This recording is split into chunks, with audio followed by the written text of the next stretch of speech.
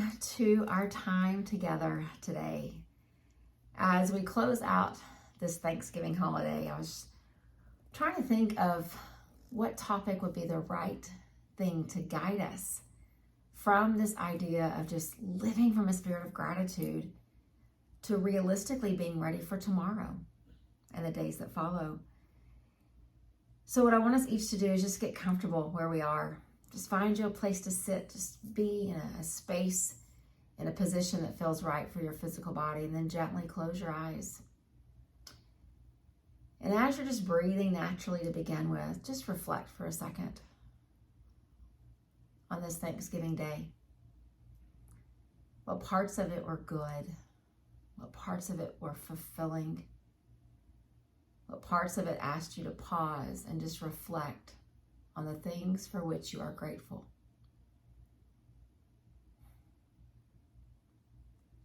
My fear is always, when Thanksgiving comes, is that we'll do this for a day and then we'll forget.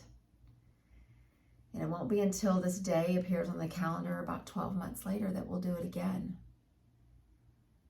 But I really want my own meditation practice, my own intention, and the intention that I help others to set, to be one of thankfulness every single day. Let today be the first day of truly cultivating this spirit of gratitude and then living with it in the days to come. It does not mean that for 24 hours every day we will live from a place of gratitude, but that means that each day we'll have moments of it. Until eventually there's far more moments for which we are grateful than there are moments that we're not. And so as we sit together, let's just take a long, slow, deep breath in and release it out.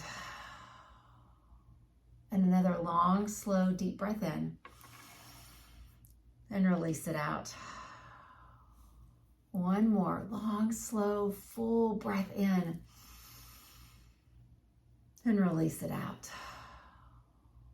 And then you in your space, just continue breathing deeply and allow your eyes just to stay closed if that feels right. And what I'd like to do for these minutes that we have is get us ready for the day after Thanksgiving and the day after that and the week after that.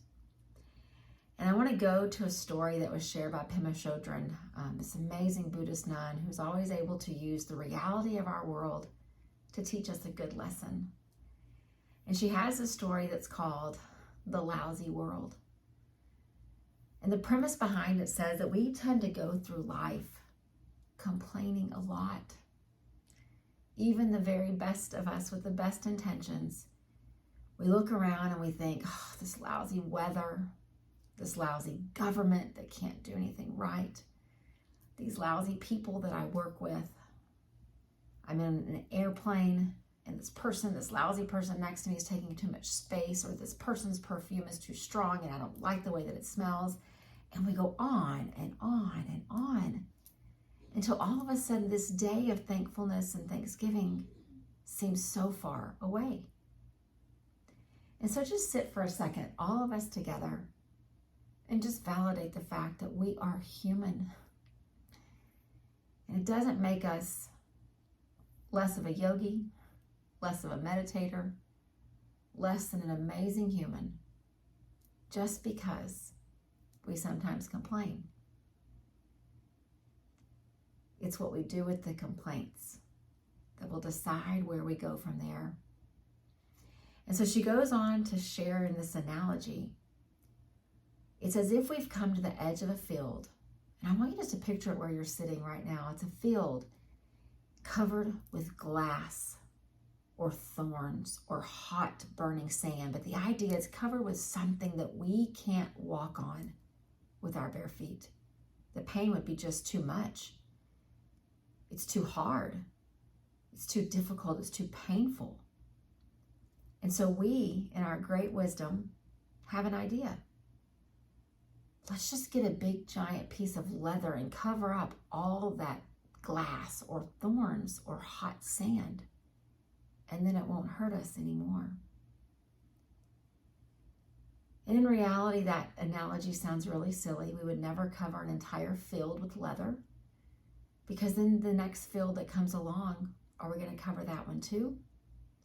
But the same thing happens if I could just fix this person or get rid of that situation or change this about that person's perfume or how they act, or we go on and on. So what if instead of trying to cover the whole world up like that field with leather, we do something to help us live through the things that cause us discomfort, that make us want to complain, the things that even cause us a little bit of pain? What if instead we take that little bit of leather and we wrap it around our feet? And every time I hear that story, it is silly, almost nonsensical, but it always pricks my heart. Because it's not my job to fix the world. It's not my job to cover the world up with leather so that there's no pain or suffering or discomfort or inconvenience. It's my job to learn how to navigate it. And when the next field of thorns or glass comes, I know how to walk through it without changing who I am from the inside. And so as you are sitting in your space and I'm sitting in mine, just imagine your life right now. Just see it. And we all have fields around us. Some of you feel like you're standing in the middle of it. And it's really easy to look around and just complain.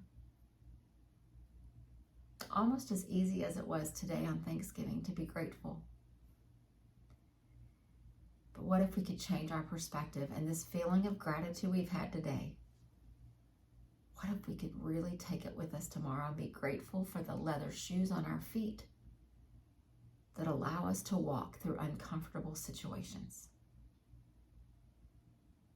What if we could be grateful for the leather on our feet that allows us to go through things, no matter how painful they potentially are, but not let them change the core of who we are on the inside? I know it's a lot,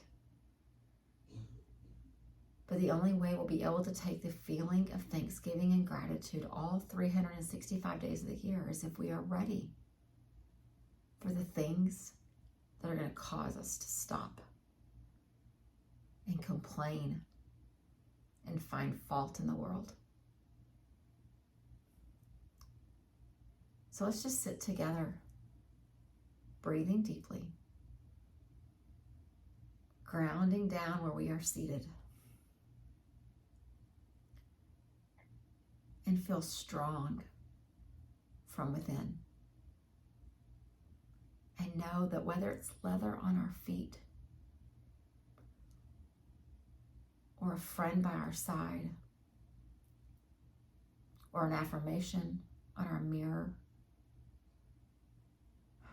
or a daily practice to remind us, we have tools to navigate it all.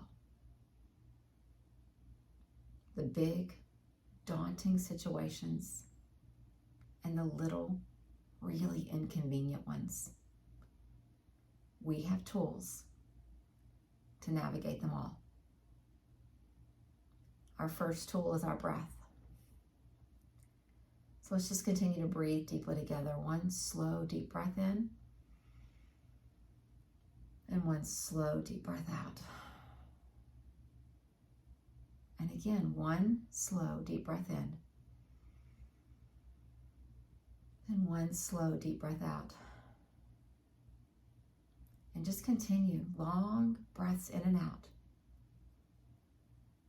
And let the breath activate that precious parasympathetic side of you that reminds you not to fight or to flee or to fight or to freeze, but rather to continue to find rest from within. With the shoes on your feet and the friends by your side and the knowledge and the wisdom in your mind of what you know to be true, and the determination in your heart. Let all of those things help you find a way to navigate whatever your field looks like right now. And let your sense of gratitude from today linger one more day, and then one more day after that. So let's just each sit in our space and see what the mind is showing us about what we're trying to navigate.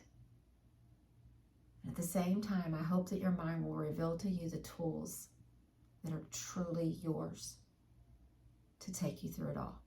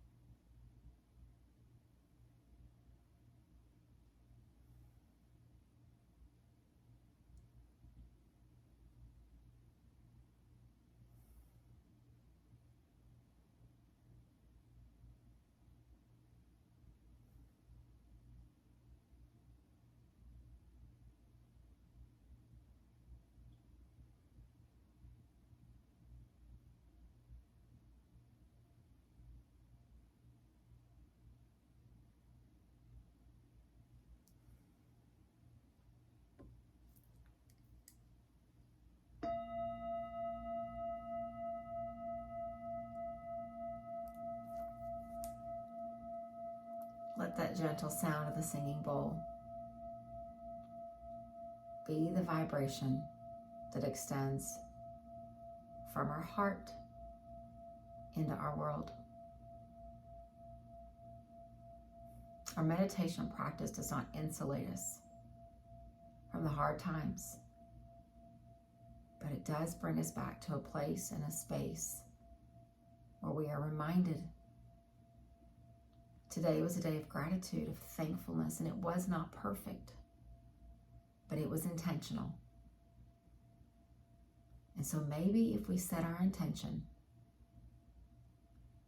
on hanging on to and recognizing the tools that are ours, the spirit of gratitude will persist and linger, and those fields of thorns or glass or hot burning sand will still exist, but we will find our own way, each of us, on how to navigate them.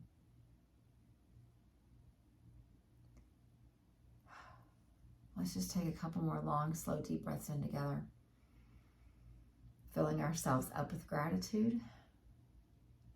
And then as you exhale, remind yourself of whatever leather there is for your feet and for wherever you need it to take you. Breathe in one more time. And as you exhale, see it again.